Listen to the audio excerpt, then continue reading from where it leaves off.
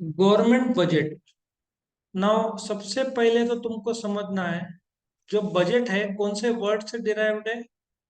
बुगेट एक French word है which means a bag या वॉलेट, जहां पे लोग अपना पैसा संभाल के रखते थे। नाउ इंडिया का फाइनेंशियल ईयर कौन सा है? 1 अप्रैल टू 31 मार्च। ये 1867 से यही फाइनेंशियल ईयर चल रहा है, क्योंकि ब्रिटिशर्स का ये फाइनेंशियल ईयर है। तो हम फाइनेंशियल ईयर कौन सा फॉलो करते हैं? ब्रिटिशर्स के हिसाब से, क्योंकि तभी अपन अ, उनके कब्जे में थे देखा जाए तो, है ना। तो गवर्नमेंट बजट क्या होता है? सबसे पहले तो तुमको उसके लिए जाना पड़ेगा मिनिस्ट्री ऑफ फाइनेंस। ठीक है, अपने जो फाइनेंस मिनिस्टर कौन है? निर्मला सीतारमन। ठीक है, ये अपने फाइनेंस मिनिस्टर है। लेडी फाइनेंस मिनिस्टर बहुत कम देखा जाता है, ये अपने देश के लिए प्राउड की बात है। तो जो बजट है हर साल 28 फरवरी को प्रेजेंट होता था। अब ये होता क्या है? जो अपना कॉन्स्टिट्यूशन बताता है कि फाइनेंशियल ईयर 1 अप्रैल से 31 मार्च बराबर है, तो एक महीने पहले मतलब कितना? 28 फरवरी तक बजट हो जाना चाहिए। तो इफ यू सी, अपना देश आजाद हुआ 1947, अगस्त 15। उसके बाद से करीबन 2015 तक बजट हर साल 28 फरवरी को आता था। बजट क्या है तुमको वो भी बता दूं। बजट एक एक स्टेटमेंट है जिसमें गवर्नमेंट का आमदनी, गवर्नमेंट का revenue receipt, capital receipt, government का खर्चा, ये सब इसमें दिया रहता है। ठीक है, तो गवर्नमेंट का आने वाला साल, अभी फाइनेंशियल ईयर कौन सा चल रहा है? बताओ कौन सा फाइनेंशियल ईयर चल रहा है? 22-23 बराबर है। 2022-23 चल रहा है। अभी अगला बजट आएगा करीबन February 1 के आसपास, और ये बजट होगा 23-24 का। गवर्नमेंट का अंदाजा कितना पैसा आएगा और कितना पैसा जाएगा। सो February को आने वाले साल के लिए जो गवर्नमेंट का अंदाजा रहेगा उसको गवर्नमेंट बजट या तो यूनियन बजट बोलते हैं। ये हमेशा फिनेंस मिनिस्टर प्रेजेंट करते हैं। नाउ इसकी एक छोटी सी कहानी में बताओ कि अपना जो आर्टिकल है कॉन्स्टिट्यूशन ऑफ इंडिया क्या बोलता है कि 31 मार्च से पहले तुमको बजट 28 फरवरी तक देना है। तो अब तक के गवर्नमेंट 2015 तक सारे, उसमें कांग्रेस बीजेपी दोनों है, ये लोग बजट लास्ट दिन दे, क्योंकि कॉन्स्टिट्यूशन बोलता है एक महीने पहले तक आ जाना चाहिए, तो आखिरी दिन बजट होता था। उसके 5 दिन पहले 23 फरवरी को ये आ जाता था रेलवे बजट। अभी प्रेजेंट गवर्नमेंट ने क्या किया, और बजट का टाइमिंग्स भी अलग होता था। ठीक है, मुझे लगता है पहले शाम को होता था, अभी ये सब चेंज कर दिया। गवर्नमेंट ऑफ इंडिया जो है प्रेजेंट गवर्नमेंट, उन्होंने बोला हम ब्रिटिश का पॉलिसी फॉलो नहीं करेंगे।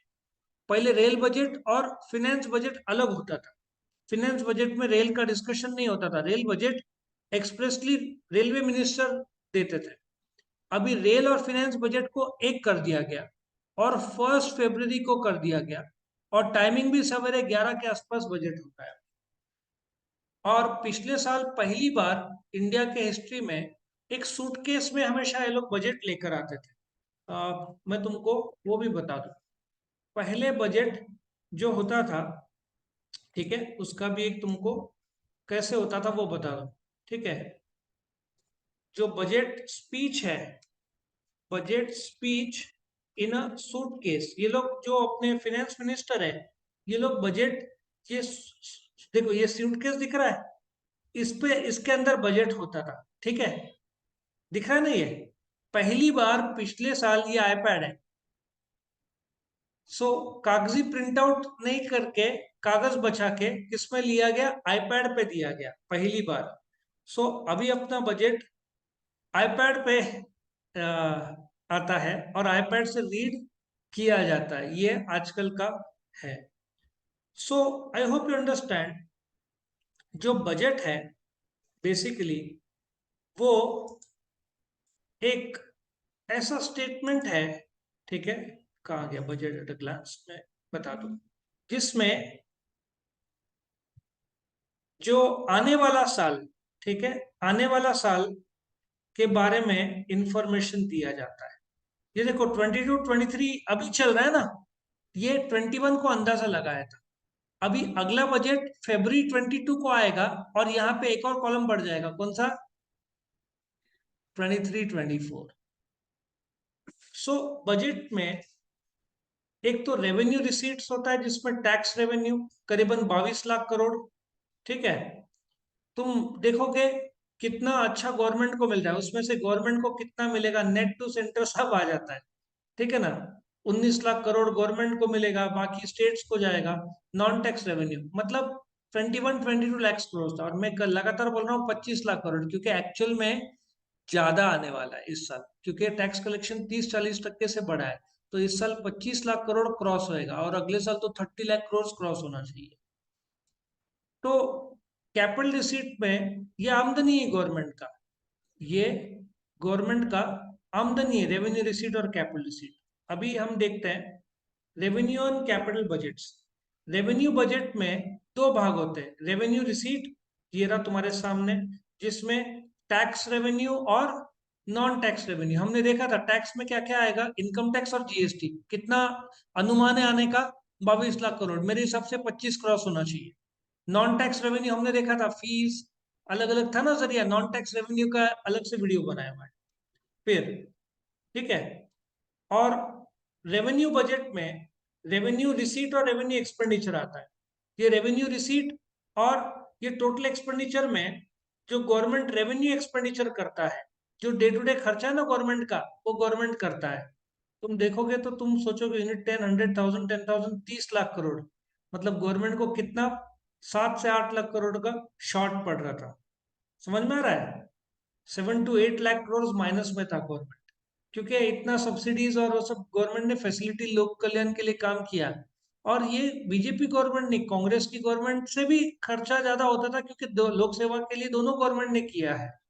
सो तुम्हारा खर्चा वो ज्यादा है। सो रेवेन्यू रिसीट और रेवेन्यू एक्सपेंडिचर को माइनस करो तो पता चलता है रेवेन्यू डेफिसिट, 9 लाख करोड़ का डेफिसिट, रेवेन्यू डेफिसिट। और दूसरा है कैपिटल बजट। कैपिटल बजट में अगेन देखो, कैपिटल रिसीट लोन मिला बाहर, अदर रिसीट्स मिला बाहर से, कर्जा लिया, ठीक है ना। और कैपिटल एक्सपेंडिचर, तुमने ग्रांट दिया, श्रीलंका को कर्जा दिया, दूसरे खर्चे किए, रोड रेलवे डैम ब्रिजेस बनाए, वो कैपिटल एक्सपेंडिचर। सो रेवेन्यू बजट में दो भाग है, क्या?